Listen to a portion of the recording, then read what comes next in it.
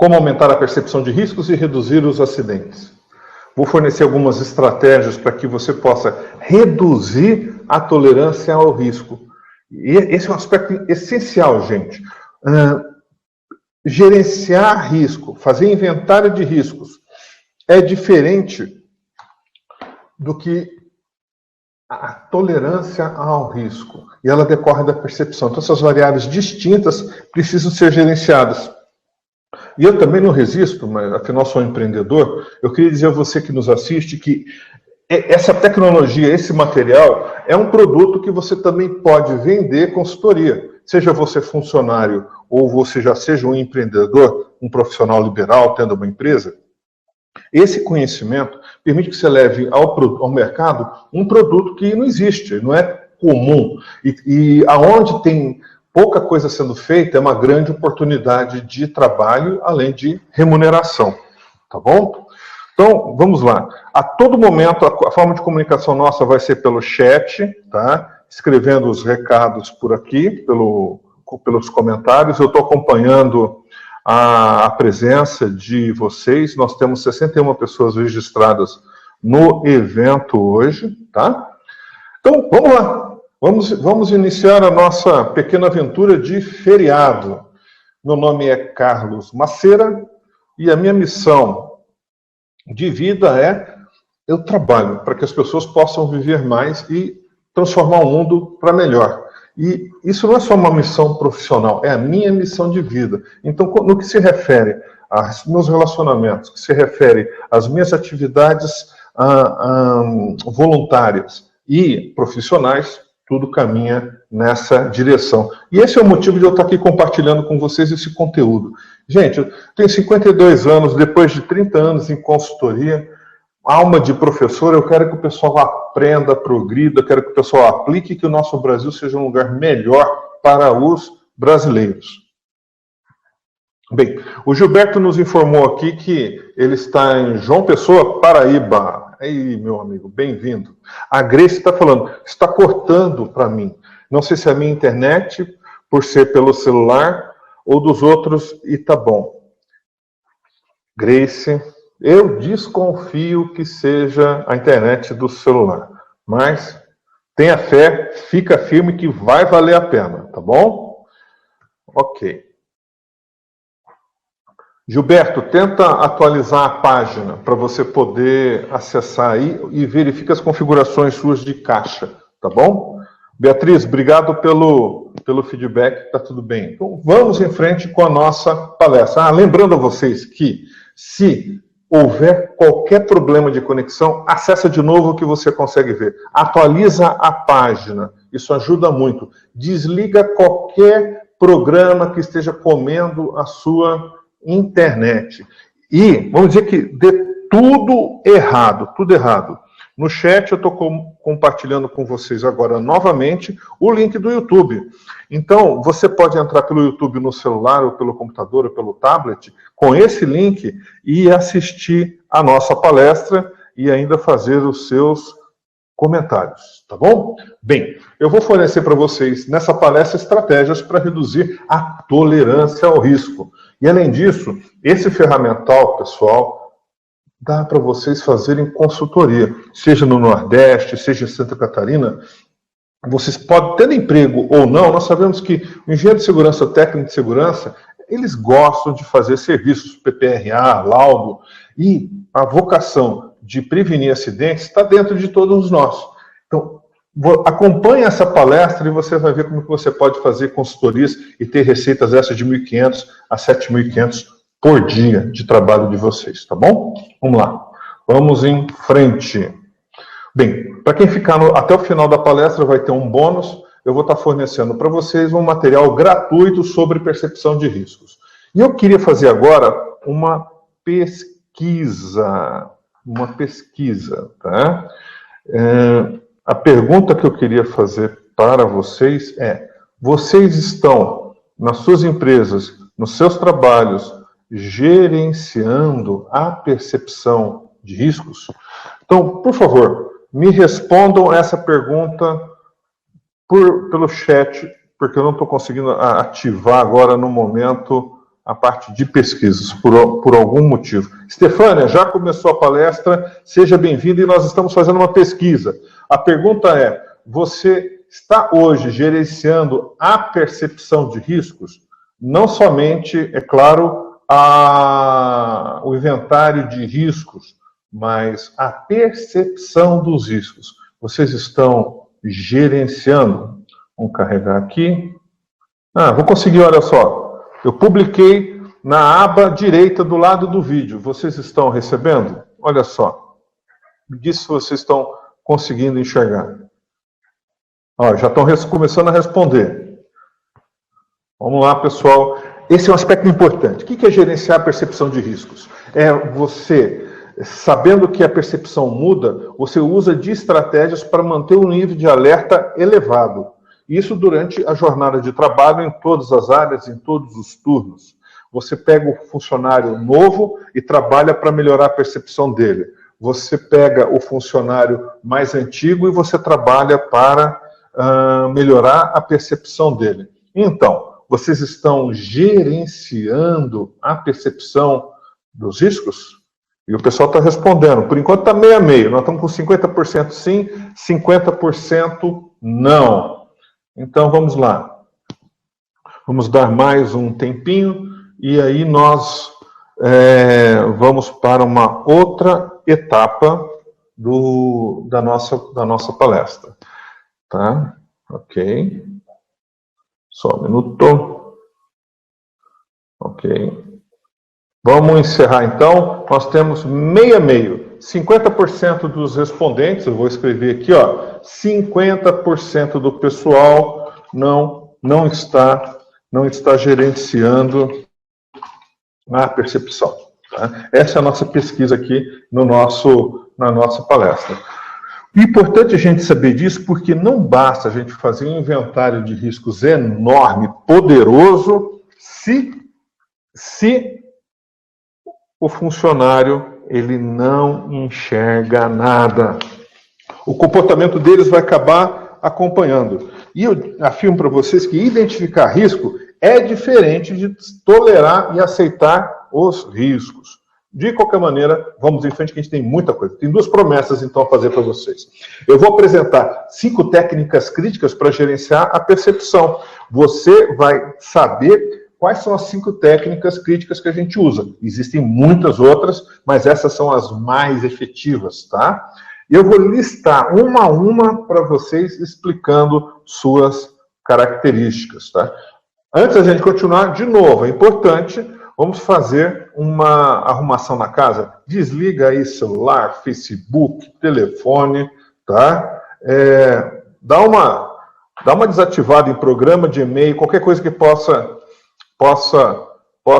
comprometer a sua internet, tá? O Jefferson aqui, com certeza o gerenciamento de riscos é essencial. E gente. E 2017 pode escrever, vai ser o ano da gestão de riscos. Com essas crises consecutivas que nós tivemos durante 2, 3 anos, essas duas últimas, elas afetaram a estrutura de gestão de riscos no Brasil. E ao retomarmos agora a economia, vai ser essencial nós chegarmos com toda a nossa energia e dedicação para revisar inventário de riscos, controles, priorização, etc, etc, etc. Tá? Deixa eu só responder aqui para o Gilberto, que parece que ele está tendo grande dificuldade. Gilberto, a palestra já está acontecendo. Você deve ter algum bloqueio. Eu mando o link de replay para você. E tente acessar pelo YouTube também, por favor. Desculpa, pessoal, essa pausa, mas uma questão de respeito ao nosso colega. Então, indo em frente, essa palestra, ela é para você se você trabalha muito para prevenir acidentes e seus resultados não são proporcionais aos seus esforços. Quer dizer, você trabalha muito, mas você chega no final do dia, a vida não te facilitou a vida. Se você é um profissional de segurança e saúde, um engenheiro, um técnico de segurança, um enfermeiro, um psicólogo ou um médico do trabalho. Se você é um líder, vocês não fazem ideia a quantidade de gestores que nós treinamos com essas ferramentas para que eles possam aumentar a percepção das pessoas na operação.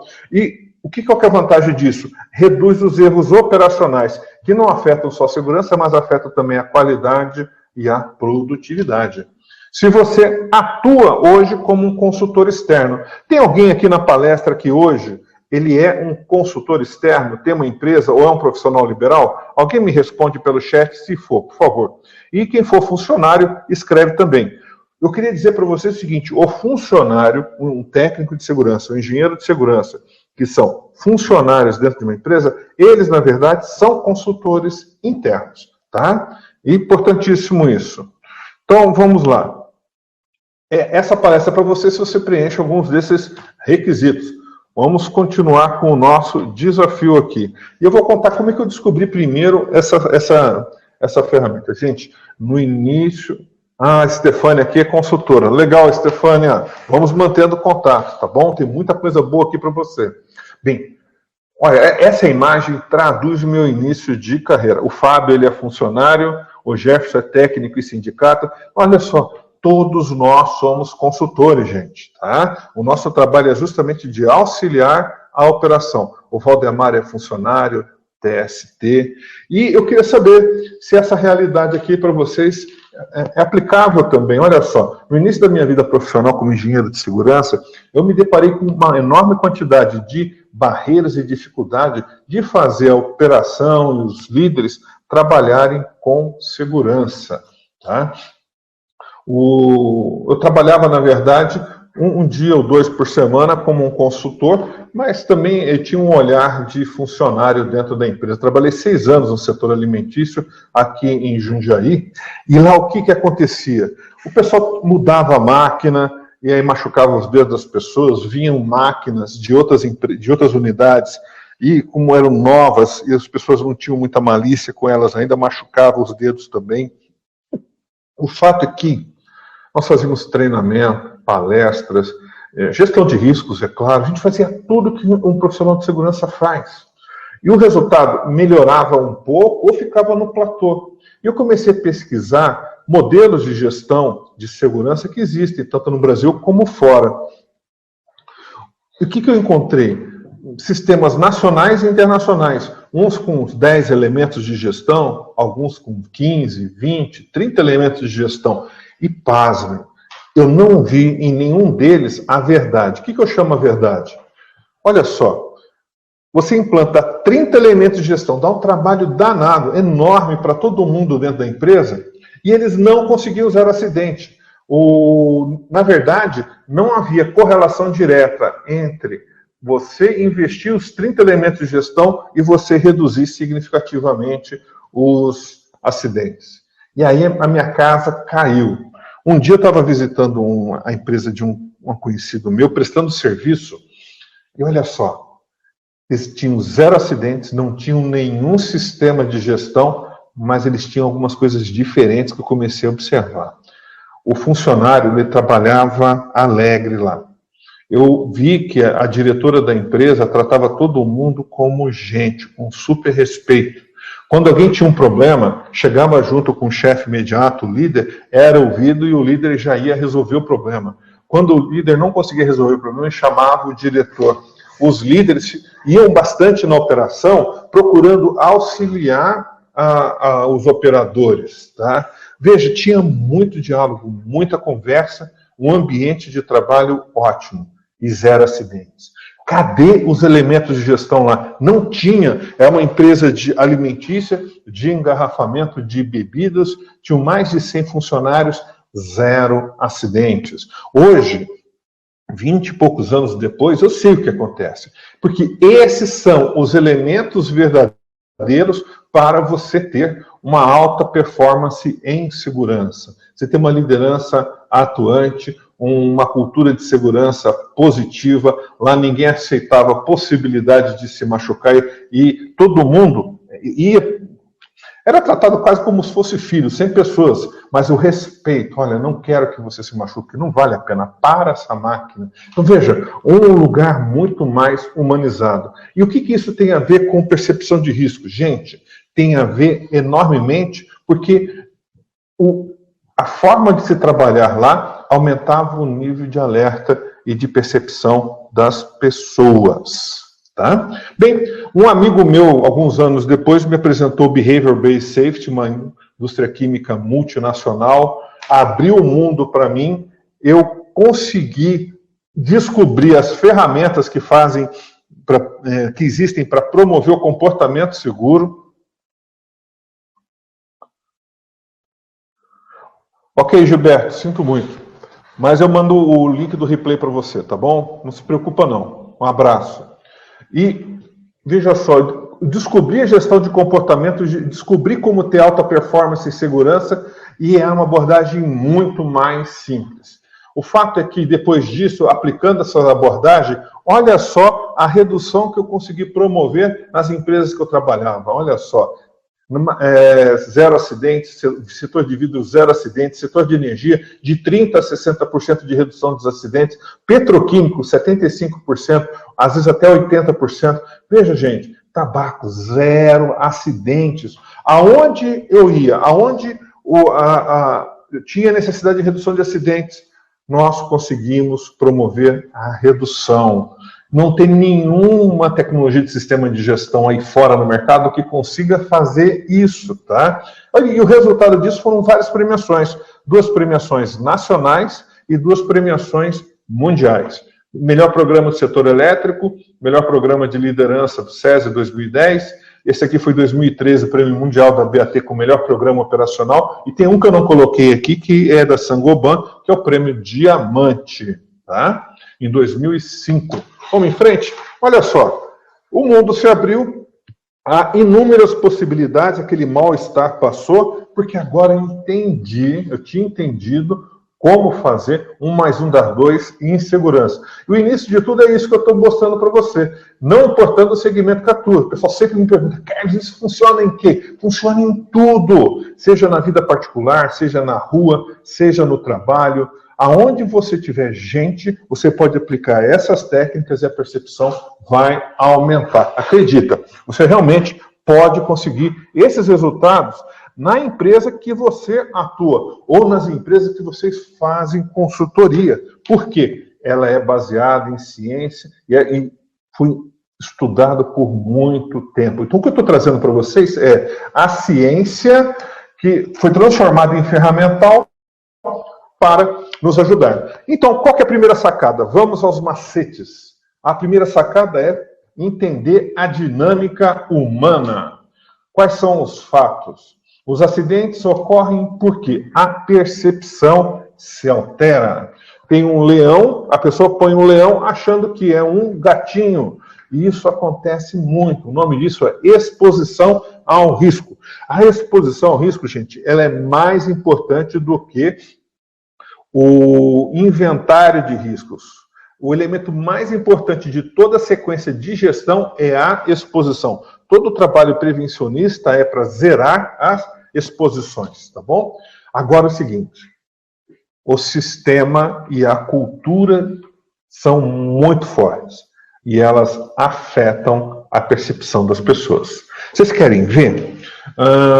Vamos colocar um exemplo.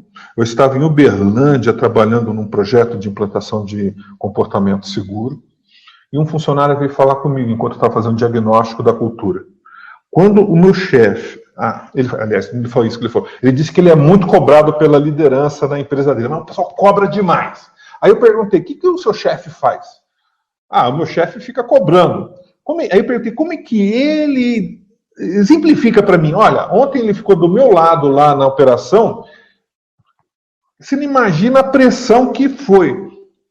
E eu perguntei, o que ele falou para você? O que ele fez?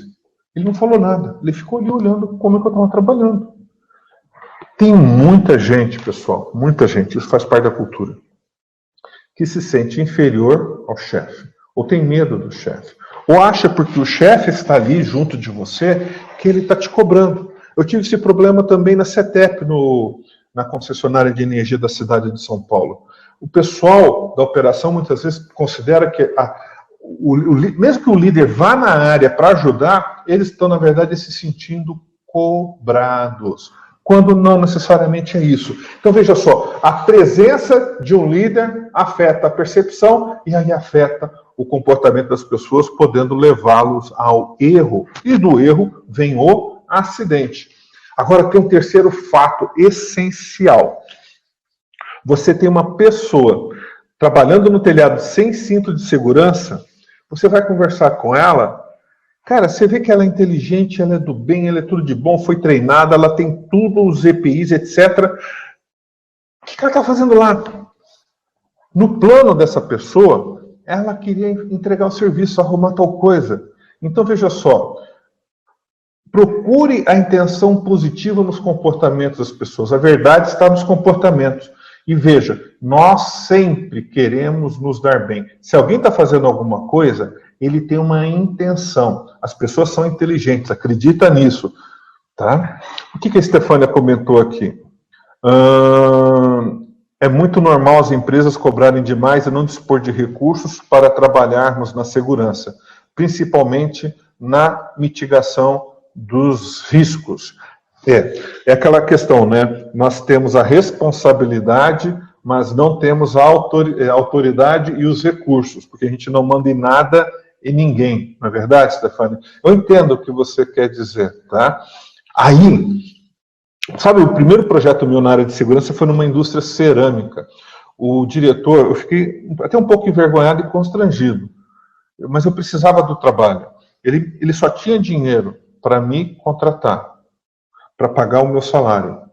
E falou, Carlos, se você precisar de melhoria de engenharia, treinamentos externos, esquece. A gente só tem dinheiro para pagar para você, tá? Então, esse é um aspecto do recurso, um aspecto importante. E mesmo que os diretores não cobrem, nós, que somos os profissionais de segurança, a gente se sente responsável, não é, Stefania? A gente se sente responsável pela vida e o bem-estar das pessoas. A Stefania escreveu uma outra coisa, operação versus segurança. Infelizmente, para as empresas, a operação vem sempre em primeiro lugar. Eu diria felizmente, tá, Stefania? Eu já superei esse sentimento, porque a operação, a produtividade, ela paga as nossas contas. Mesmo na minha empresa, ou na empresa de vocês, é necessário a gente produzir. A dificuldade que nós temos é que a segurança, ela ainda é uma prioridade, ela não se tornou um valor. Então, essa falta de educação da nossa população, seja o líder, seja o operador, faz com que a segurança ela ainda tem que ser muito trabalhada e ela acaba perdendo espaço. Isso é um. Mas deixa eu só adiantar um aspecto. Tem um elemento do sistema de gestão que afeta muito a percepção das pessoas para que a operação seja prioritária frente à segurança. É a ausência de indicadores positivos para a segurança. Então, está lá o operador trabalhando na máquina dele na área, só tem indicador de produção e é aquilo que ele segue. Se, e isso a gente faz nas nossas implantações, nós colocarmos indicadores positivos que acontecem frequentemente na área dele sobre segurança, nós vamos conseguir balancear operação, ou melhor dizendo, produção e segurança, porque a gente tem uma produção segura. Vamos ver o que o pessoal está comentando. A segurança não é primeiro lugar, ela tem que andar junto com a produção, custo e qualidade. Eu concordo com você, é que nem valor, honestidade. Independente se está pegando fogo ou está tudo bem, nós vamos ser honestos. Então, vamos ser seguros também. A Stefania comentou, uma operação insegura pode causar um acidente e um dano financeiro bem maior. Sim, mas existe um termo em inglês chamado unrocking boat. É um barco que fica indo para a direita e para a esquerda. Vamos dizer que na direita tem a produção e na esquerda a segurança. Se ele for muito para a direita, focando só em produção, o que vai acontecer? As perdas vão ser enormes, as perdas humanas e materiais. Então, o barco vai para a direita, a tendência é essa aí na direção da produção, mas para evitar as perdas, ele vai para a esquerda, em direção à segurança. O problema é que se ele ficar muito na segurança, ele não produz bem, porque os processos seguros, eles são mais lentos, mais difíceis de realizar e também são mais desconfortáveis. Então, o que nós temos é um equilíbrio dinâmico, oscilando entre a segurança e a produção, dependendo do momento, pendendo mais para a segurança ou mais para a produção, em função do que acontece, que são elementos que afetam a percepção das pessoas. Espero estar sendo bem claro para vocês. Vamos em frente? Valeu, pessoal, os comentários estão riquíssimos. Vamos lá, vamos nós. Mas temos mais novidades. Olha só as estatísticas, os números que nós descobrimos em mais de 20 anos de trabalho. Pessoal, primeiro passo. A mãe de tudo em termos de comportamento está aqui, a percepção. A percepção é que leva ao comportamento. O comportamento gera resultados. E aí sim, nós temos sucesso ou fracasso dentre os objetivos do que nós queremos fazer. Vamos entender o impacto da percepção? No Brasil, com os nossos clientes, nesses últimos 20 e poucos anos, mais de 50% dos acidentes decorreram de uma baixa percepção. Anota em algum lugar aí, gente. Pega um caderno, anota, e se devia ter dado a dica antes.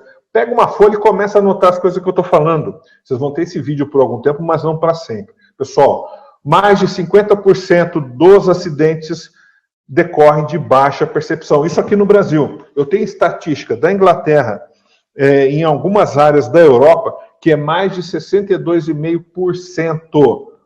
Acredita nisso, é estatística, são números. Você vai contando acidente por acidente e verificando se a percepção foi um fator. E pasmem, a análise da percepção não está inclusa nas análises de acidentes. É essencial que os analistas de segurança comecem, os analistas de segurança, os cipeiros, coloquem a percepção como um fator causal dentro do acidente. Isso coloque nas análises. O Felipe está me perguntando o que eu chamo falha de percepção. Felipe, percepção é você ver um leão e achar que é um gatinho. Essa é uma. Falha de processamento mental é outra. O terceiro é as condições ambientais tornarem o risco aceitável para você. Tudo isso eu vou explicar nos próximos slides. Então, veja só, a falha de percepção decorre de eu não ver o risco, de eu não saber lidar com ele, mas, na verdade, essencialmente de não ver o risco, não ver o leão. Mas decorre também de eu ver leão e considerar aceitável a minha exposição, pagar para ver. E isso por causa da configuração do ambiente organizacional. Mais um pouquinho de paciência e você me cobra de novo a resposta disso, tá bom, Felipe? Então vamos lá. 80% dos problemas que nós temos na organização decorrem do sistema e da cultura. E aqui, ó, esses sistemas e cultura afetam enormemente a percepção, tornando aceitável. Lembra que o funcionário não quer se machucar, se acidentar, e o chefe também não quer que ele se machuque. Mas ainda assim, há comportamentos de risco. Por quê? Mesmo o pessoal sendo super treinado, capacitado com tools e PIs, por causa do sistema e da cultura.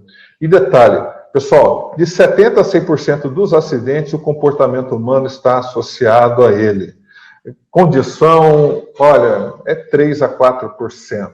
Então, os fatores humanos precisam ser compreendidos por nós para que a gente possa realmente gerenciar efetivamente. E gestão de riscos só considera essencialmente, vamos lá, coisas, tá? Os planos dos profissionais do Brasil colocam muito pouco aspecto humano, comportamental no inventário de riscos.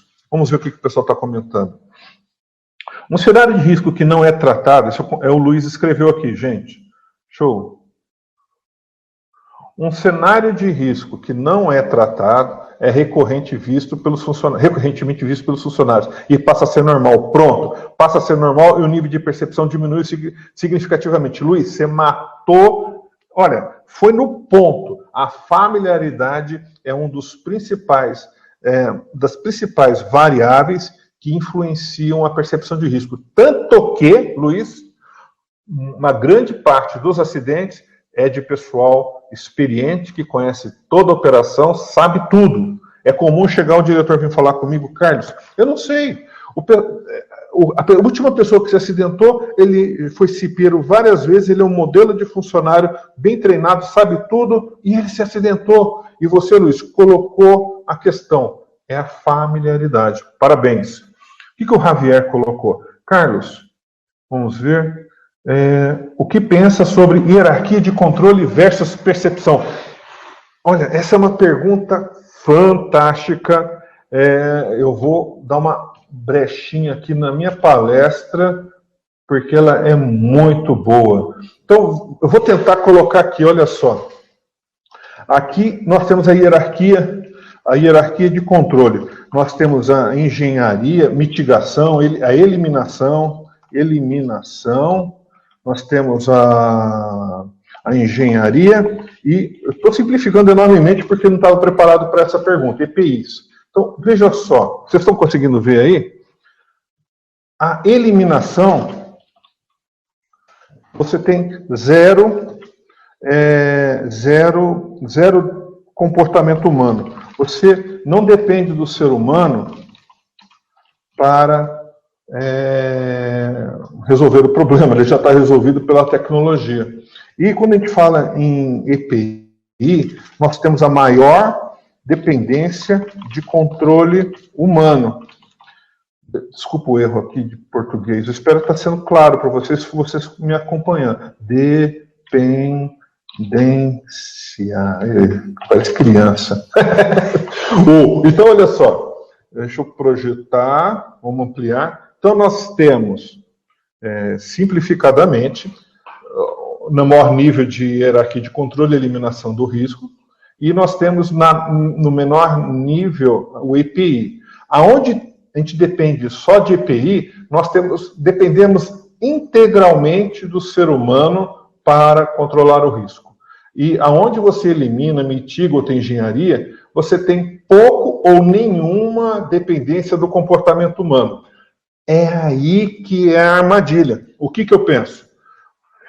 Que nós precisamos investir no alto nível de controle, de forma inteligente, porque não adianta a gente querer controlar o mundo pela engenharia. O controle não é só engenharia, existem outros controles, tá, gente? O objetivo é zero acidente. Não é tornar o mundo um projeto de arquitetura maravilhoso e urbanizado, tá? Então vamos lá. Aonde tem maior dependência de controle humano? É isso que eu quero falar para vocês. Tem maior impacto de uma baixa percepção. É isso, Javier, o que a gente, a princípio, a gente tem que considerar de mais importante. Se nós confiarmos somente em EPIs, nós vamos estar sujeitos à percepção humana. E aí é um problema. Tá? Então, deixa eu só voltar, olha só. Percepção afeta comportamento, que afeta os resultados. É o grande antecedente. Espero ter respondido. O que o Fábio disse? Muitos aceitam os riscos e ainda diz que é normal, inclusive se ocorrer acidentes. Claro, ele sempre pagou a conta dele fazendo comportamento de risco. Isso se tornou normal no decorrer do tempo. E detalhe, esse funcionário, ele aprendeu com outros mais antigos. Então é a cultura que se propaga. O Jefferson, autoconfiança pode ser chamado talvez essa falta de percepção. Jefferson, vou falar psicologicamente para você. Sou engenheiro, tá metido a psicólogo, brincando. Mas eu estudei muito psicologia para te responder isso. Autoconfiança é uma coisa boa e importante. Eu não estaria fazendo essa palestra se eu não fosse autoconfiante. Vocês não estariam exercendo a sua profissão se vocês não tivessem autoconfiança. Então, a autoconfiança nos dá a segurança de realizarmos a nossa jornada, assim como dá aos profissionais. O pessoal fala muitas vezes em excesso de confiança. Essa é uma palavra que pode explicar, sinalizar algo, mas ela diz muito pouco. Como é que eu meço excesso de confiança? Quando eu sei que há excesso de autoconfiança? É complicado esse caminho, mas eu entendo o que você quer dizer. Mas lembra que autoconfiança é uma coisa boa que nos permite caminhar. O fato é, o que nos leva a ultrapassar os limites. Então a gente precisa realmente aprofundar os nossos estudos nessas variáveis. E muitos psicólogos, muitos estudiosos e cientistas se dedicam a esse tema, tanto nos Estados Unidos quanto na Europa. Você pode procurar pesquisas sobre isso, tá? E o Fábio fala exatamente sobre isso, que o excesso de confiança também pode acontecer a acidentes. Então, o que nós já sabemos em termos de tecnologia comportamental, Fábio e Jefferson? Não é questão de excesso de confiança que leva ao acidente, nem a autoconfiança. Deixa eu colocar aqui no próximo slide, a enorme exposição. Quanto maior a exposição ao risco, maior é a probabilidade dos acidentes, maior é o número de acidentes. Então, a palavra-chave, que eu vou colocar aqui para vocês, pessoal, a palavra-chave, confiança é diferente de grande exposição. Quando nós falamos em acidentes, nós falamos em probabilidade. É isso, tá? Essa é a questão-chave, tá? Porque viver já é uma atividade de risco, não é verdade, gente? Então, confiança é diferente disso que eu estou colocando para vocês. A grande sacada é a pessoa que tem uma grande exposição, essa vai se machucar. Não é uma pessoa que tem bastante confiança, tá? Ultrapassar o limite significa que a pessoa está se expondo. Tem um limite em que ela não se expõe e ela se expõe ao risco. Então, se a gente fala em gestão de riscos, nós temos que estar atento à exposição. E quando há exposição? Toda vez que há um comportamento de risco, gente, tá bom? E isso dá para medir. Eu observo, eu vejo, e aí eu consigo saber se a exposição está ocorrendo, se o comportamento de risco está ocorrendo, tá? Bem, pessoal, tá maravilhosa a palestra, as perguntas, as contribuições de vocês. Se a gente tivesse aqui junto, tava pegando fogo a mesa. Fantástico, vamos lá. Obrigado mesmo, viu, gente? Tá muito divertido. Isso aqui tá muito bom. Vamos lá. Vamos lá. Então, o que é percepção? A gente fala muito disso, né? Então, eu queria saber de vocês aí. Quem que tá vendo uma velhinha e quem que tá vendo uma moça? Diz aí o que vocês estão vendo. Por favor, vamos lá. Dá uma colaborada aí e me diz o que vocês estão enxergando aí. Uma velhinha ou uma moça? É uma brincadeirinha boba, mas mostra bem o que acontece no dia a dia da empresa, tá? E aí, o que vocês estão vendo? Fábio, Jefferson, Edivaldo, o que vocês estão encontrando aí?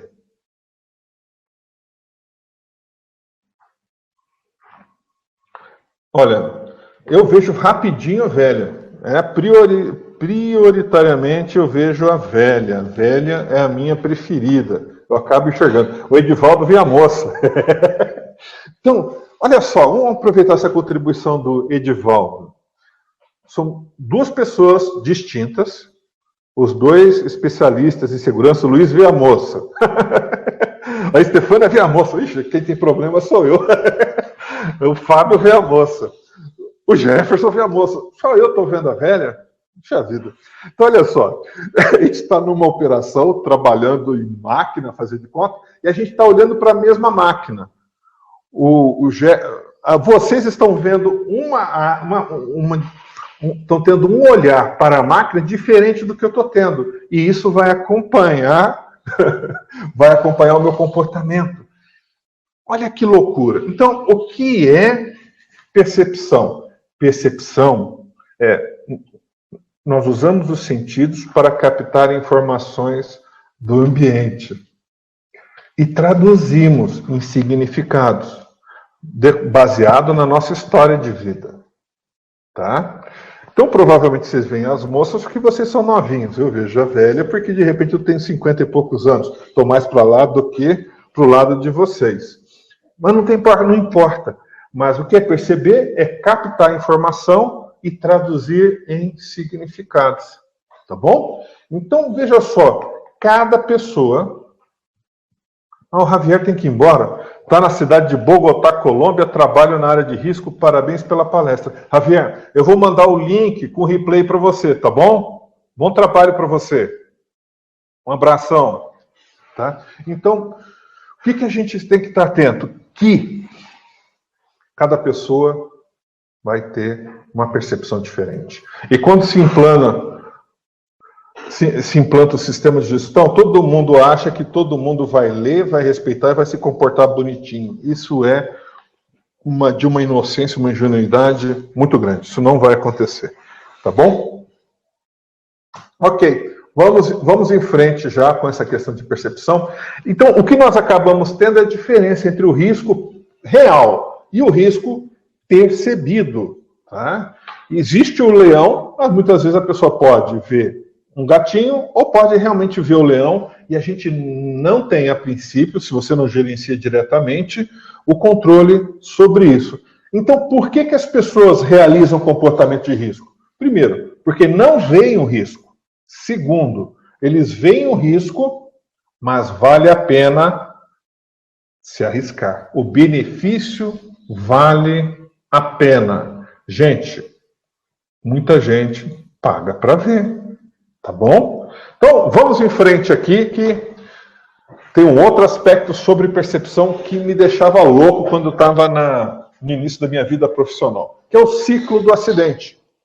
Veja só, as pessoas estão trabalhando numa vida boa, nada de ruim acontece, começa a aumentar o comportamento de risco, até que ocorre um acidente. Quando ocorre um acidente, fica todo mundo consternado, preocupado, é uma tragédia nacional, e o pessoal fica esperto, fica mais atento e diminui o comportamento de risco, aumenta o comportamento seguro. Vocês estão vendo? Olha, até que passou o tempo, o pessoal já esqueceu o acidente, volta a fazer comportamento de risco até que ocorre um acidente. Ocorreu um acidente, fica todo mundo esperto.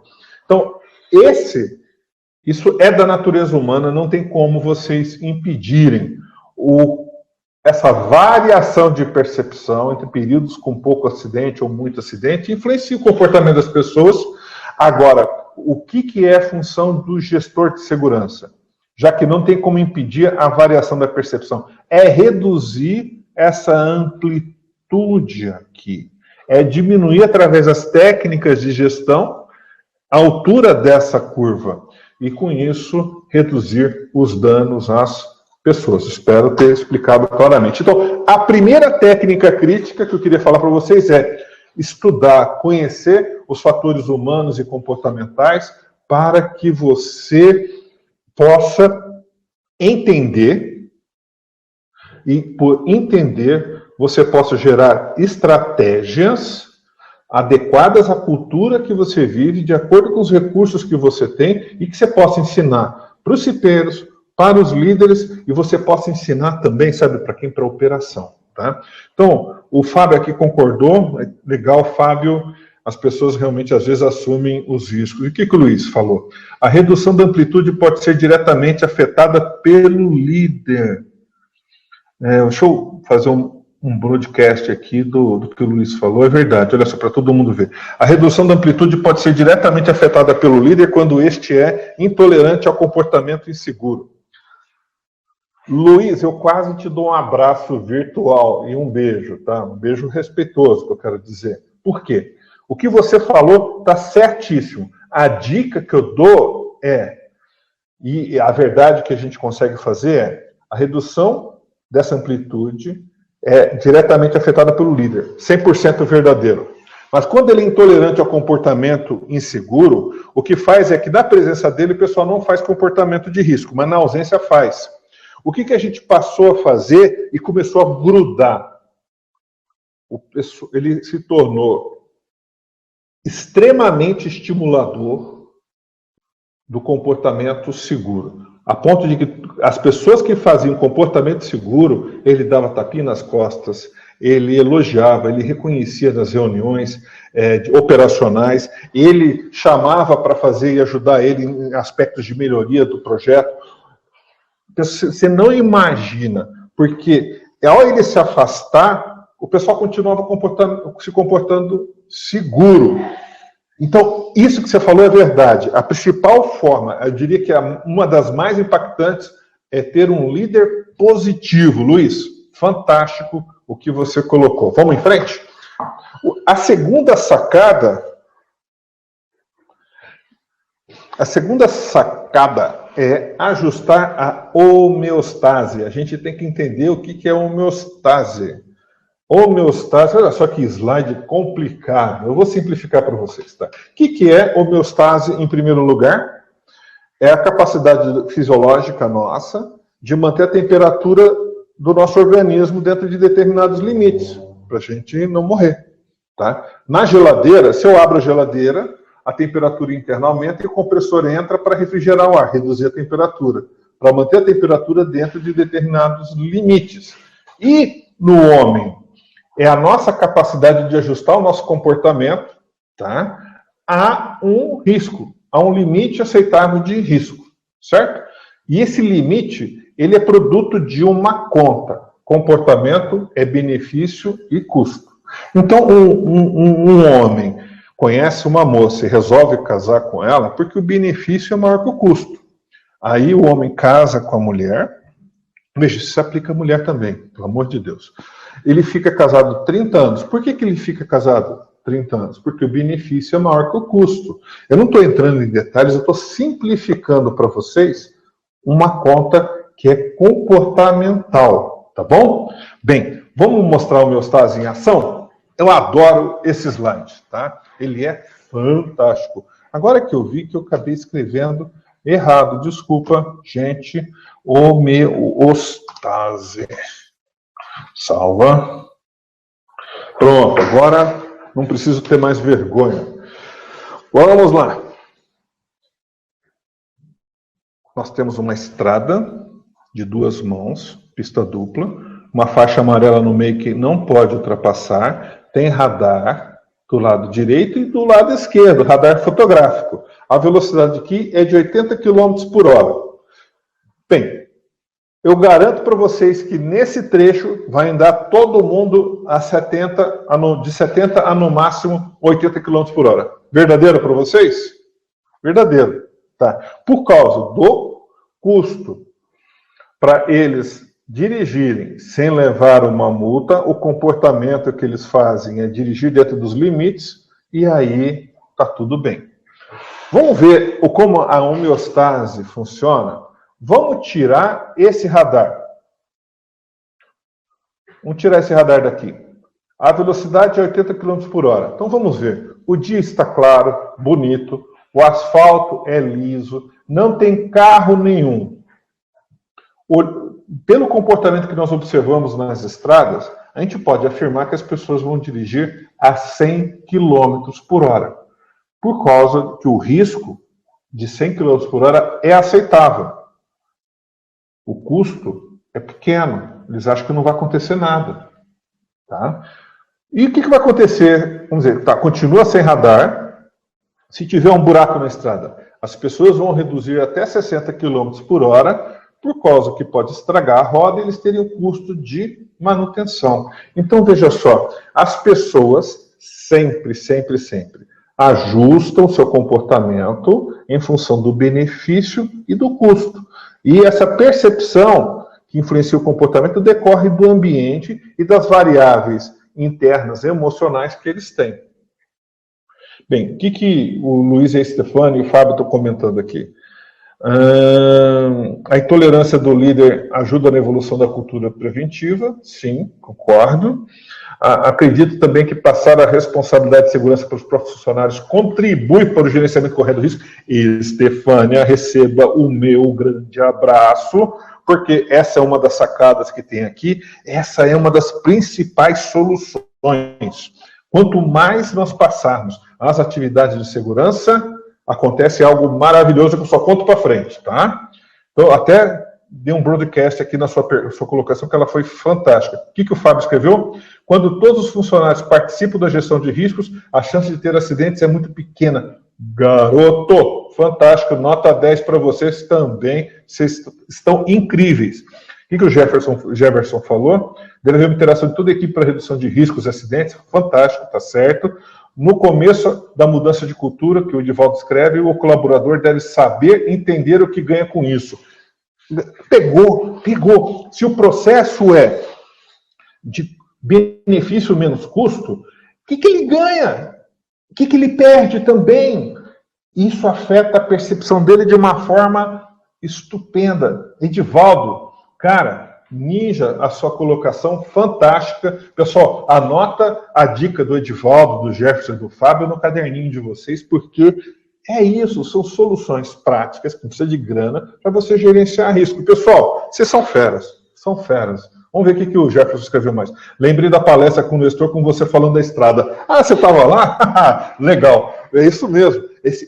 A estrada é um belo de exemplo, porque todos nós sabemos o que significa a homeostase quando a gente dirige. Tá?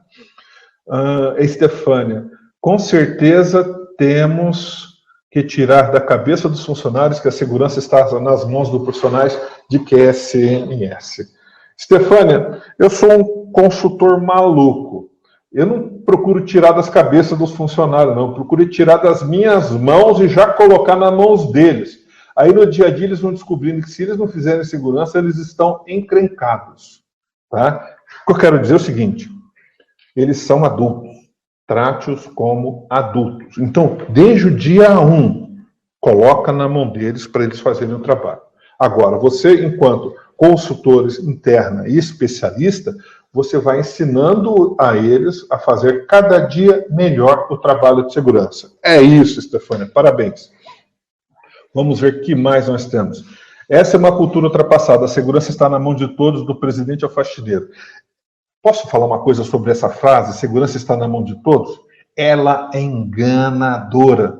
Sabe, cachorro de muito dono morre de fome. Você precisa falar para o fulano, para o ciclano e para o beltrano o que cada um tem que fazer, escrever e tem que acompanhar, tá bom? Todos somos responsáveis pelo colaborador, tem um percentual quanto ao cuidado ativo de todos. E a grande sacada é essa, olha só, eu vou ter problema de percepção, eu preciso que vocês cuidem de mim. Um cuidando do outro é a principal conquista que a gente promove nas empresas para ter zero acidente. Não é uma ferramenta técnica, é uma ferramenta humana. Tá? Então, cuidar ativamente um dos outros deve ser o principal objetivo nosso dos prevencionistas. Criar um ambiente e uma dinâmica que isso acontece. Se ocorrer, vamos para o céu todo mundo.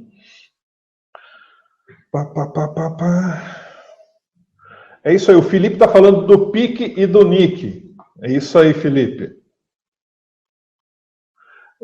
A Estefânia colocou, também sou assim, em casa não vamos trabalhar com babá de adulto, exatamente. A gente não tem tempo para isso não, tá?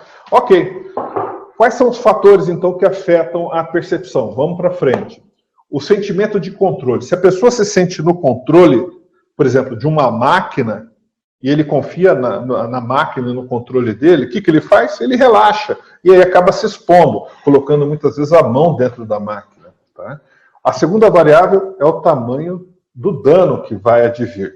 Alguém trabalha com radiação, todo mundo fica com medo danado, porque os filmes mostram um efeito horroroso. E o terceiro é a familiaridade com o risco. Quanto mais você se expõe, depois de 20 anos trabalhando, colocando caixas em pallet, um auxiliar de produção, ele não se preocupa mais tanto com a coluna dele. É isso. Tá? Familiaridade tem esse aspecto.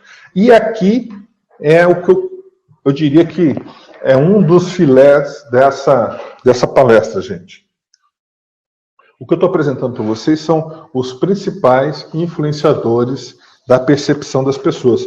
E é isso que eu vou compartilhar. Amanhã eu estou mandando para vocês, que eu vou compartilhar com vocês. Eu vou mandar um link para vocês poderem baixar essa tabela. Essa é uma tabela super simples, mas ela nos ajuda a entender e você pode usar na análise dos acidentes, tá bom? O que ela fala? Quando eu percebo a gravidade da consequência, se um comportamento que eu vou fazer vai ter uma gravidade grande, eu vou ficar com medo. Então eu tomo mais cuidado. Lembra do homeostase? Tá? Agora, se eu não tenho certeza do que eu vou fazer vai gerar o resultado desejado, vai me dar medo, eu vou ficar mais atento. Então a incerteza aumenta a percepção.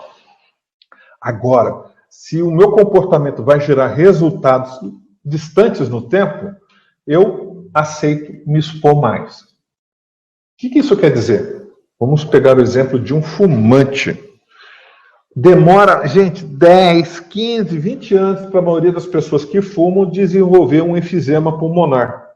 Então, ele fuma no dia a dia achando que fumar é um comportamento de risco, achando que nunca vai acontecer nada com ele. Só que quando acontece, já é tarde demais. O pulmão já está comprometido. É a mesma coisa o pessoal que fala no celular. Raríssimas pessoas já viram alguém bater o carro enquanto dirige, falando no celular. E aí você tem uma baixa percepção. E os benefícios, quanto maior os benefícios para você fazer o comportamento de risco, menor é a percepção. Tá? Então essa é a primeira coluna. O Edivaldo, pode falar. Tudo bem com você? Algum problema? Quer comentar alguma coisa? Manda no chat. Tá? Vamos para a coluna do meio? Familiaridade. Ah, perfeito. Então tá bom.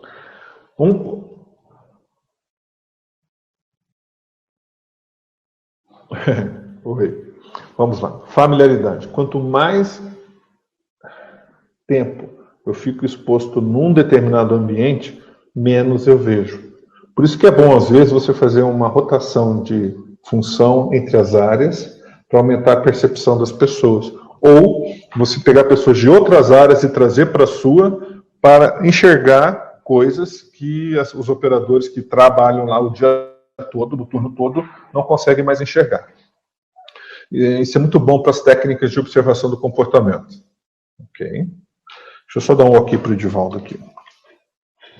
Bem, controle pessoal. Quanto maior o controle pessoal tem, quanto mais controle, quanto mais decisão o operador tem sobre o equipamento, menor é a percepção de riscos. Por isso que muitas vezes eu vejo em algumas empresas ainda um operador de ponte rolante achando aceitável passar uma carga suspensa sobre as pessoas. Tá? Bem, confiança no equipamento. Olha, um exemplo, menor a percepção. Esse operador de ponte rolante, ele confia enormemente no equipamento para fazer isso. Tá? Então, diminui a percepção também. Agora, memória. Quando eu falo memória, é a lembrança de fatos que já aconteceram. Então, uma técnica que eu gosto é de colocar, como a gente tem nas empresas o mapa de onde ocorreram os incidentes, é colocar nas máquinas ou áreas os locais, uma placa nos locais, uma placa bem chamativa, tá? Com o número de incidentes que já aconteceram ali. Isso ativa o efeito memória e aumenta a percepção de risco, tá bom? Quanto maior a compreensão, menor é a percepção de risco, tá? Aqui nós temos a exposição involuntária das pessoas, quando elas são obrigadas a fazer uma tarefa, a percepção aumenta, o nível de alerta aumenta. Onde já é conhecido de todo mundo que tem mais acidentes, as pessoas ficam com medo, têm maior percepção, e aquilo que afeta a todos, as pessoas têm menos percepção. Então, todo mundo trabalha exposto a 100 decibéis. Então, é aceitável entrar com um abafador de ruído e ficar exposto a 100 decibéis. Eu procurei colocar de forma bem simples para vocês, mas cada assunto ele é detalhado no nosso curso, que a gente vai fazer no dia 18 de novembro, e muitas vezes esse curso, além de fazer aberto, a gente faz ele em company também, para capacitar os profissionais de segurança, certificá-los como consultores internos para aumentar a percepção de risco. Vamos lá. Então, a segunda técnica crítica é saber quais são os fatores que influenciam a percepção e como fazer em cada um deles as ações de controle. Quais ações de controle que podem ser realizadas em cada um deles. Tá? Vamos para o próximo. Sacada 3. Usar o sistema de gestão para aumentar a percepção de risco. E como que a gente faz isso? Primeiro, lembremos que 80% dos problemas estão relacionados ao sistema e à cultura, não às pessoas. Tá? Então, olha só, consultar trabalhadores, eles participarem, os líderes e os trabalhadores operacionais participarem das melhorias, eles se envolverem nas análises de riscos e perigos. Sempre tem um operador ou dois em cada área, em cada turno, que gosta de falar. A gente contrata eles para serem os elementos de comunicação da segurança. Literalmente, a gente realmente contrata, eles adoram falar, tá? a liderança presente positiva, pegar a contribuição dos líderes e da operação para o planejamento e eles participarem do processo de planejar a segurança. Então, veja só, tudo isso aqui são fatores extremamente agregadores, pessoal. Mais uma, eles se envolverem nas análises de acidentes, o treinamento ser mais prático, mais vivencial e comportamental, equipamentos, eles participarem nas inspeções, tá? Revisão de procedimentos, todo mês vocês estarem revisando procedimentos e análise de riscos também, se envolverem nas inspeções diárias, e a principal solução é o Behavior Based Safety. Nem tudo que se fala em segurança comportamental no mercado é Behavior Based Safety, que é segurança baseada no comportamento. E é essa tecnologia que permitiu ter as estatísticas de acidentes zeradas ou extremamente reduzidas, gente. Tá? É isso, o sistema de gestão pode contribuir muito para o aumento da percepção. Esse é o terceiro fator crítico, a terceira técnica crítica que a gente ensina a usar. A sacada 4 que vocês já colocaram nos comentários, eu falei muito quando a gente comentei sobre usar o sistema de gestão, é engajar, colocar o pessoal para trabalhar. Lembra que a gente disse que o pessoal é adulto? Então, olha só, um adulto retém 5% de uma palestra, 10% do que ele lê, você está entendendo? Se tem recursos audiovisuais, eles retêm 20%. Mas se eles fazem, ele pratica o conhecimento, é 75% de retenção, de aprendizado, de memória. E se ele ensina para outras pessoas, 85%. Então é preferível, numa análise de risco, pegar os principais operadores, ensiná-los, para eles ensinarem os outros, do que a gente fazer todo o trabalho. Tá? Olha só, como é que, antes de eu ir, adulto aprende fazendo. Então, a melhor forma de educá-los é criar um processo divertido, prazeroso, de fazer o inventário de riscos, de você estruturar o controle de riscos, a hierarquia, vai estar impactando a percepção, vai estar educando, você vai estar ativando os principais fatores de aumento de percepção e o comportamento seguro vai caminhar, gente, vai alcançar. E aí que nós usamos a ferramenta P360, usando uma técnica vivencial, usando tudo que eu apresentei até agora para vocês, tá? E nessa ferramenta é que nós certificamos. Veja, eu tenho uns 8 flipcharts para usar nisso. A gente usa toda uma aprendizagem vivencial. A gente coloca uns 5 colaboradores em cada conjunto de flip. Então aqui, olha só, a gente analisa como estamos trabalhando hoje. Então, já há uma preocupação definida, um líder já definiu o profissional de segurança. Vamos lá, a saída de uma linha. Eu me lembro de uma siderúrgica que um dos comportamentos de risco era a pessoa colocar a mão onde caíam os tubos para descansar a mão, mas quando ele viu, o tubo já estava pegando o dedinho dele. É um exemplo bobo, mas se essa é a sua preocupação, então, lá no recebimento de tubos, ele pega alguns operadores e começa a conversar, mas escrevendo numa folha, num post-it, e eles vão fixando. Nós estamos trabalhando seguro? O que a gente está fazendo? Então, eles passam a fazer essa resposta. O trabalho de vocês, se vocês começarem a aprender essa ferramenta, a usar essa ferramenta, é de facilitar, estimular a participação deles. Edivaldo, você acertou. Nós estamos usando a andragogia, desenvolver todos os treinamentos de forma andragógica. Sabe, porque é todo mundo adulto. Então, se a gente colocar o pessoal para participar, eles vão aprender se divertindo e o comportamento seguro alcança. Muito boa. Eu vou fazer um broadcast do que você falou. Tá bom? Bem, aqui eles mesmos analisam o que está bom, o que não está na forma deles trabalharem, e aí eles, por si só, identificam o risco. Isso aqui é algo que pode ser feito na área ou numa sala próxima à área, porque você vai e volta para o local que você está analisando, tá bom? E aqui você levanta qual é o risco, qual é a consequência do risco para mim. Mas aqui a gente não deve escrever que nem um técnico, um engenheiro. A gente tem que escrever que nem gente. Risco, vou me dar bem ou vou me dar mal? O que pode acontecer? Usar um palavreado mais coloquial, porque aí eles vão ter uma identificação e a nossa comunicação vai ser mais efetiva, tá bom? E o risco, a consequência, tá? E aqui o tipo de exposição, como é que ela está sendo. Aí nós podemos ir com eles, a gente pede fotos, dá a máquina digital para eles tiram fotos, vocês imprimem e colocam no flipchart, e aí? Aqui tem o risco, aqui tem a foto mostrando o risco, mas que é a exposição. Gente, o tempo todo eu estou falando de exposição, tá bom? Eu não estou falando de risco. Tem risco que não tem problema nenhum de existir. O risco que é problema é aquele que as pessoas se expõem, tá? Então a gente coloca o risco, a exposição e os nomes das pessoas que estão se expondo. Eles colocam, tá? Isso impacta emocionalmente, tá? A gente harmoniza a percepção de todos pelo diálogo, pela atividade.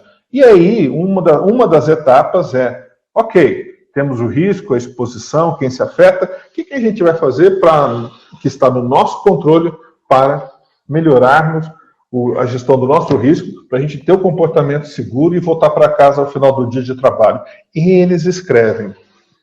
Então, essa é uma ferramenta para você fazer para os riscos, que as pessoas não enxergam mais, mas também serve como uma ferramenta de inventário de riscos, que você pode se certificar nela, se formar nela, e você pode também certificar outras pessoas na sua empresa, de forma que ela vá rodando toda semana em algum lugar, e você mantém o seu inventário de riscos atual e na mente das pessoas.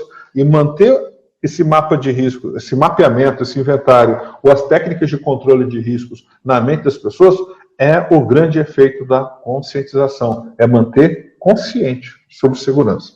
Espero que vocês tenham gostado dessa sacada. Essa sacada nos mostra que a quarta técnica crítica é usar métodos vivenciais, pois adulto aprende fazendo. Tá? E a sacada 5 é medir para gerenciar. Gente, se eu meço, eu consigo gerenciar. E olha só, isso aqui é um trabalho que nós fizemos numa manutenção de uma indústria química. Nós temos o risco percebido, o risco real e o gap. O risco que eles menos percebiam era de ficar preso ou trabalhar em espaço confinado. Então, nosso trabalho foi focado primeiro nesse. Não adianta a gente querer fazer tudo, gente. É um de cada vez. A gente melhora esse para depois ver o outro mais crítico, que é trabalhar com ferramentas pontiagudas ou cortantes ou perigosas. Tá? Bem, os profissionais de manutenção percebem o risco inferior ao risco real. E com isso eles têm comportamentos de risco. A gente tratou isso, gente. E eles ajustam o comportamento de forma a ficar mais exposto. Por quê? Um leão para eles aqui é um gatinho. Veja, o risco é nível 5 numa escala de 1 a 5 e eles enxergavam 1,3. Aí não tem jeito. É comportamento de risco na certa. E aí, se eu posso medir, eu posso gerenciar, priorizar. E isso eu vou ensinar para vocês, para quem puder participar dos nossos cursos, tá? A técnica crítica 5 é medir a percepção de riscos. Perfeito. Quer dizer, veja só, gente, conhecer a dinâmica humana me permite ter resultados, eu diria, cara, extremamente bacanas, muito legais, me fazem dormir com um sorriso nos lábios, porque eu estou cumprindo a minha missão. Você também pode conseguir fazer isso. Agora, a gente não precisa ficar trabalhando muito sem ter resultado. Na empresa, gerando resultados, ou mesmo financeiros. Todo mundo gosta de fazer um trabalho extra para complementar a nossa renda, seja você funcionário ou um consultor. Tá? Então, não põe a carroça na frente dos bois. Existem técnicas, nós estamos no século XXI, e se a gente se apropria dessas técnicas, a gente pode transformar a nossa realidade para menor. Então, o que eu queria convidar vocês, sinceramente, tá? Pensa a respeito em participar do curso nosso do P360, em que a gente vai ensinar a fazer isso, gente. Tá? Nós vamos ensiná-los a gerenciar o risco. Isso tem um valor incrível, gente. Tem um valor incrível, tá? Eu estou colocando aqui para vocês, deixa eu só tirar esse broadcast, tá? Eu estou colocando para vocês aqui uma chamada, tem do lado direito de vocês, uma chamada, é só a demonstração de interesse. Se alguém clicar, garanta sua vaga agora, só vai abrir uma página para uma inscrição, e aí vocês vão poder conversar com as pessoas que trabalham conosco aqui, com relação à participação no curso, tá? O que vai ter nesse curso aí? Olha só, a gente vai ensinar tudo. Por que ocorrem os acidentes, o modelo do queijo suíço, que é do James Reason, o que é percepção, como a percepção impacta os programas de segurança, a gente ensina a gerenciar os fatores, e as 5 técnicas críticas que eu apresentei para vocês. Tudo isso faz parte do método P360. Você vai ter uma certificação da MM como um consultor nessa área, válida por 2 anos. Depois você se recertifica. E não é caro, gente. Isso aqui é R$ 980, tá? Esse é um valor que é tranquilo para você pagar. Se você é empresa e for faturar, aí acaba pagando R$ 1.250. Mas se você for pagar à vista ou no cartão, é R$ 980. Tá? Então, tá aí a chamada, tá aí o convite. Vai ser daqui a 2 semanas o curso aqui em Jundiaí. O pessoal vem do Brasil todo, tá? Eu sei que o período agora é de dificuldade, mas se eu nunca investir na minha melhoria, fica difícil. Raciocina. Como é que eu vou melhorar os meus resultados fazendo as coisas sempre do mesmo jeito? Eu preciso inovar de vez em quando. E esse é o convite para vocês inovarem em termos de ferramentas, tá bom? Eu vou deixar a chamada aí, eu vou para perguntas e respostas. Vamos lá? As perguntas que o pessoal fez quando se inscreveu. Qual é a melhor forma de não deixar nenhum risco para trás? Essa é uma pergunta ninja da Grace, tá? Primeiro, nós temos que ter uma ação sistêmica. Ação contínua. Focada e objetiva na melhoria contínua. O segundo, a gente tem que ter uma ferramenta de gestão para complementar as técnicas de gestão de risco. O inventário de risco tem que ser algo contínuo. Mas o que adianta a gente ter um ótimo levantamento de risco se as pessoas não percebem? Então, nós precisamos usar as ferramentas e as técnicas que eu apresentei para vocês sistemicamente, continuamente trabalhando na melhoria contínua. Tá? O Jefferson falou, colocando imagens, fotos de acontecimentos reais impactam bastante na consciência da mudança do comportamento em relação ao risco. Conscientizar dos efeitos que esse ocasiona. Jefferson, isso funciona num determinado limite. Muita gente vira o rosto para cenas impactantes. Eles rejeitam emocionalmente esse tipo de abordagem. Então, cuidado para não abusar dela. Edivaldo, faz a pergunta. Aliás, faz a sugestão, Edivaldo. Estou aqui aguardando. Ele falou, posso dar uma sugestão para essa pergunta da Grace? Sou todo ouvidos, acho que todos nós somos, estamos aqui para isso. O que você sugere, Edivaldo?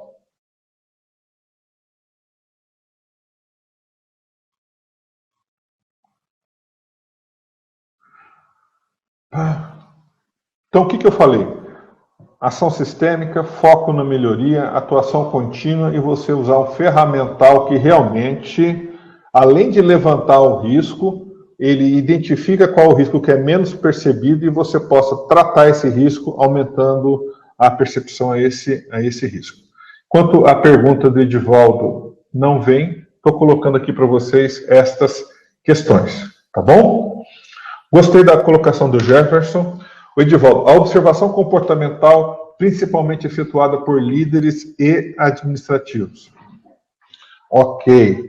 Concordo com você. A observação do comportamento ela é fantástica para você aumentar o nível de alerta das pessoas. Existe um protocolo já pesquisado que maximiza o nível de atenção e melhoria do comportamento das pessoas. Uma ótima contribuição, Edivaldo. Eu vou até fazer o broadcast dela aqui também para todo mundo poder ter acesso. Pessoal, não esqueça de fazer as suas anotações, tá bom? Próxima pergunta, da Grace também. Como é que a gente conscientiza os funcionários? Ok. Eu vou contar um segredo para vocês, mas fica só entre a gente, tá bom? Conscientizar é criar a vontade, fazer as pessoas desejarem algo. É isso que significa conscientizar. Primeiro raciocínio. Segundo, o produto da conscientização é que fica na mente da pessoa, grudado na mente dela, o objeto de desejo. Então, como é que você conscientiza os funcionários no que se refere à segurança? Você tem que ser sexy. O que você está oferecendo tem que ser sexy, tem que ser atraente, tem que ser desejável. Então, é isso. Como conscientizar? Você tem que tornar a mensagem interessante e desejável de ser conquistada. E aqui eu digo para vocês que a ameaça de punição ou exigir que as pessoas façam comportamento seguro por causa das regras de segurança não é sexy e não funciona. E treinamento chato, palestra, leitura de slides não motiva e não conscientiza ninguém. Sinto muito. Edivaldo, aqui você fala que você teve bons resultados. Eu tive ótimos. É isso aí mesmo, cara.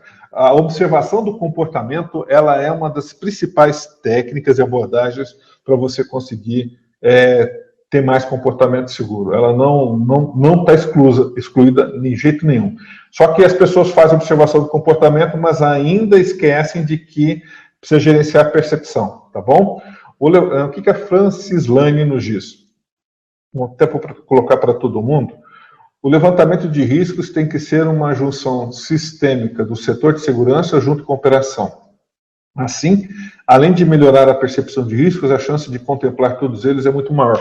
Bato palmas para você, muito bem colocado, Francislane. Então vamos para a outra pergunta.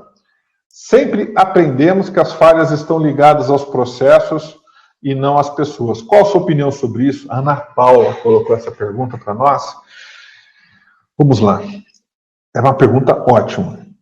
Isso é verdade. Eu diria que de 80% a 100% das falhas estão ligadas aos sistemas, à cultura e ao processo. O fato é que os sistemas, a cultura e o processo têm um impacto enorme, que é isso que significa ambiente, na percepção das pessoas. Por isso, o comportamento das pessoas, ele é um produto do ambiente.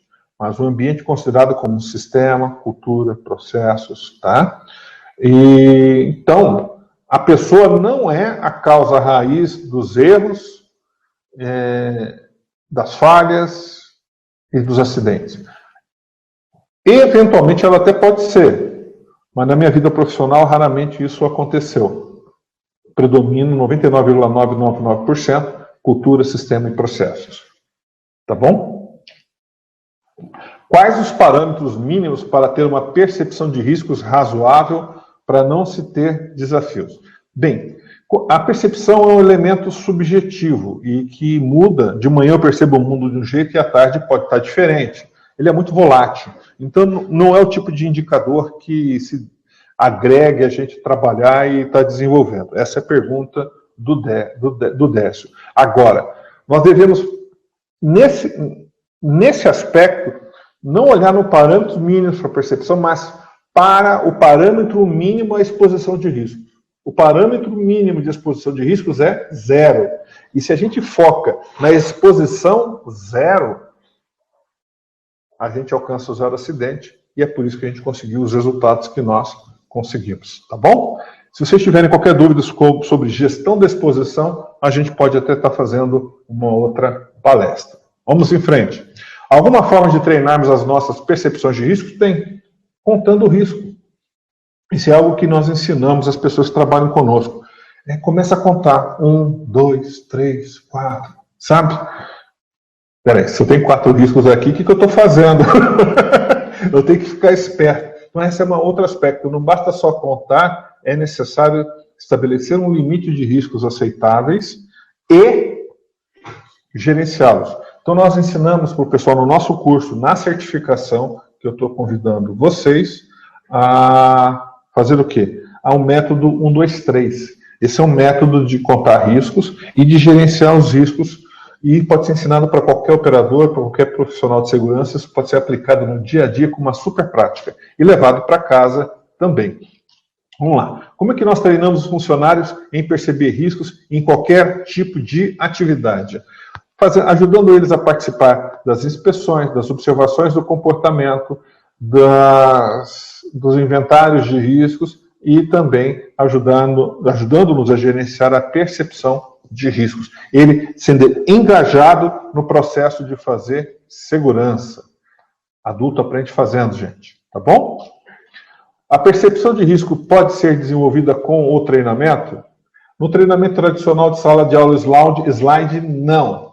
O que precisa ser feito aqui é algo mais prático, vivencial, numa sala de aula ou no ambiente de trabalho. Então, o treinamento vivencial, sim, a percepção ela é desenvolvida. E não precisa ser só treinamento, não. Uma informação objetiva de alta qualidade que ajude a pessoa impacta a percepção dele também. Essa foi a pergunta do Eduardo.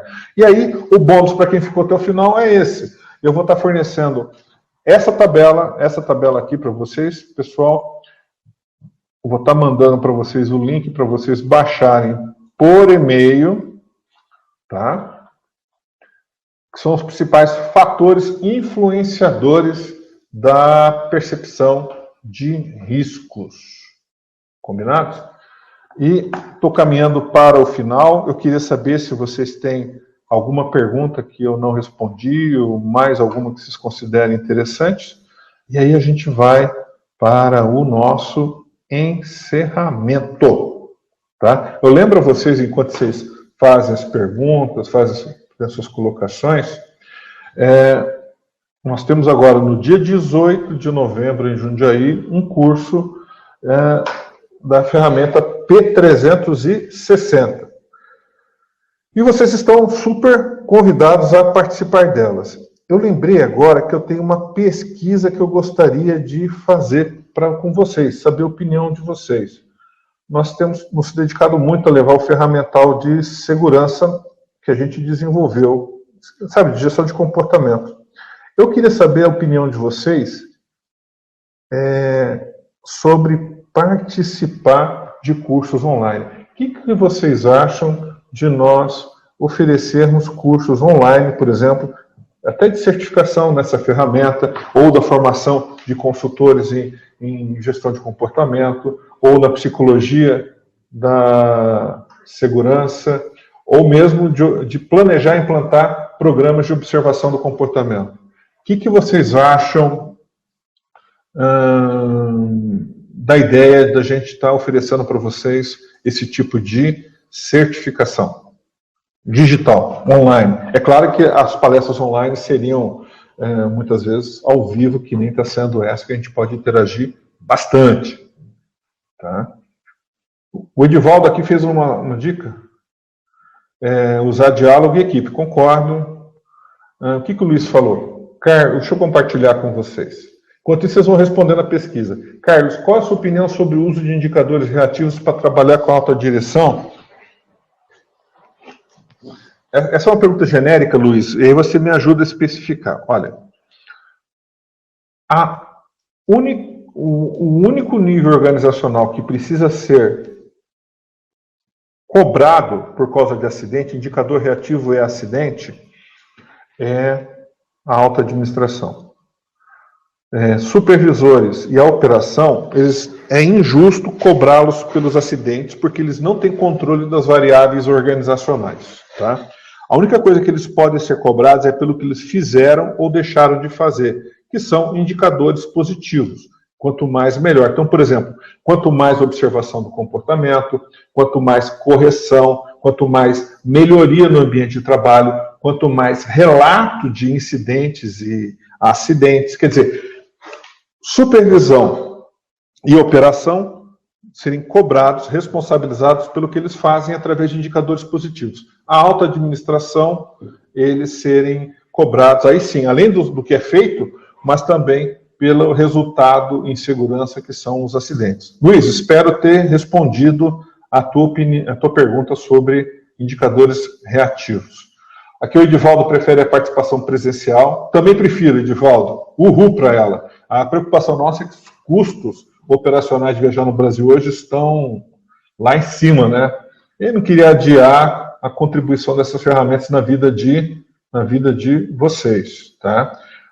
Olha só, a resposta aqui é 71%. Estou compartilhando com vocês. 71% prefere online e 29% presencial. Tenho certeza que todo mundo, sendo possível para todo mundo gostaria do presencial. É outra dinâmica, é uma alegria muito grande. É isso. O Luiz fez uma ótima pergunta. Vocês teriam mais alguma pergunta para fazer conosco, para nós? Se não houver, aqui a Grace fez um comentário. Os cursos são muito bons quando presencial, pois gera uma discussão construtiva no grupo, mas nem sempre podemos nos dirigir local. A mesma coisa acontece comigo. É por isso que a gente... Olha, sinceramente, eu vou acabar fazendo uma oferta para vocês aí que trabalham no Brasil. A gente tem que caminhar para complementar, sabe? E minha preocupação é fornecer ferramenta prática que funciona e que dê resultado profissional, de autoridade para vocês, onde vocês atuam, e financeiro, porque algo prático que vocês possam usar aonde vocês forem e fazer consultoria, assim como tem muitos que fazem laudos, PPRA, LTCAT, etc. Tá? Então, Grace, esse aí é o meu propósito, melhorar a vida das pessoas e dos nossos colegas de profissão também. Tá? É isso, pessoal. 71% online, 29%. Está aqui o convite para vocês, eu vou deixar no replay também para quem quiser assistir o convite para participar do curso do P360.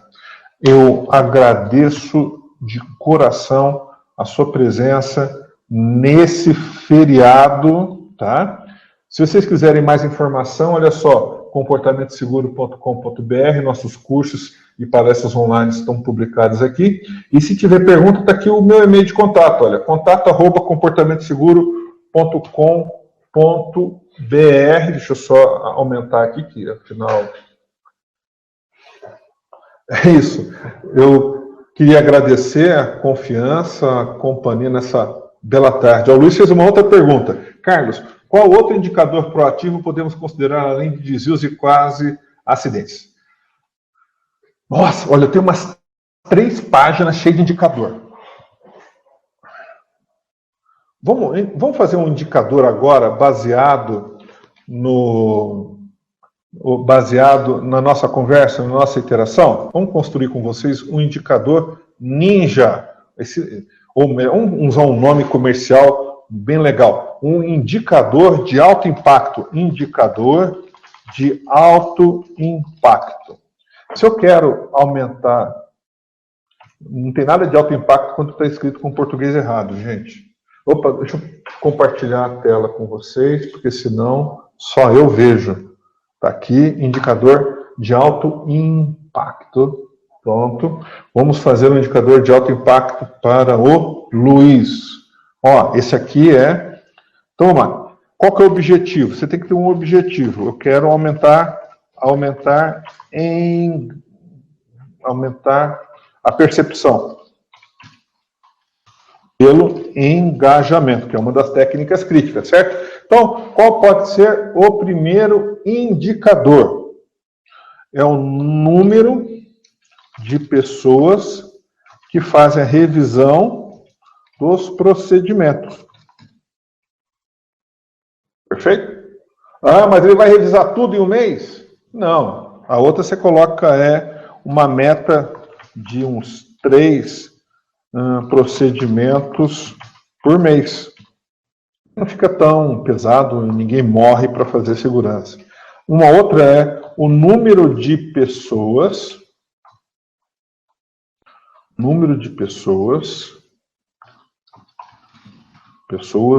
que número de observadores